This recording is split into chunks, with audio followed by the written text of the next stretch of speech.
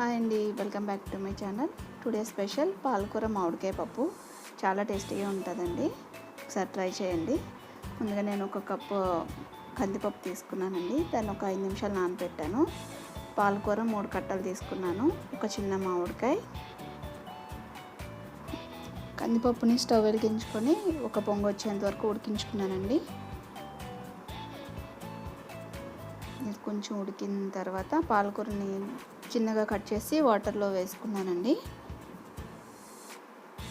ఇంకొంచెం ఉడికిన తర్వాత కొద్దిగా ఆనియన్స్, 2 పచ్చిమిర్చి ఇవన్నీ వేసుకొని ఒకసారి మిక్స్ చేసుకుంటున్నానండి.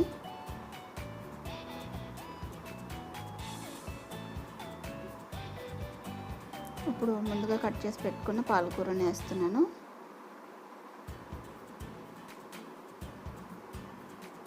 ఈ పాలకూర కూడా వేసుకున్నాక ఒకసారి మిక్స్ చేసుకోవాలండి, పైకి కిందకి.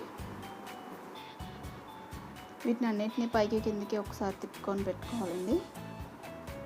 ఇప్పుడు కొద్దిగా పసుపు, రుచికి సరిపడా ఉప్పు, కొద్దిగా కారం ఇవన్నీ వేసుకున్నాక కూడా ఒకసారి మిక్స్ చేసుకోవాలండి. ఇంకో 5 మినిట్స్ బాగా బాయిల్ చేయాలి, ఎందుకంటే మామిడికాయ వేసామంటే అది ఉడకదు కదా కందిపప్పు.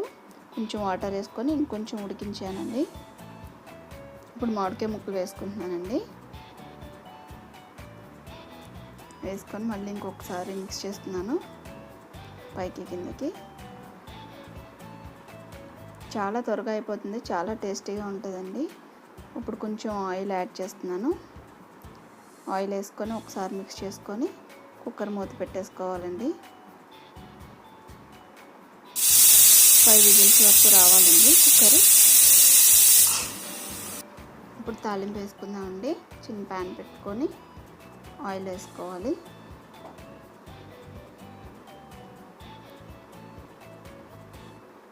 ఆయిల్ మరిగిన తర్వాత పోపు దినుసులు అన్నీ వేసుకుంటున్నానండి.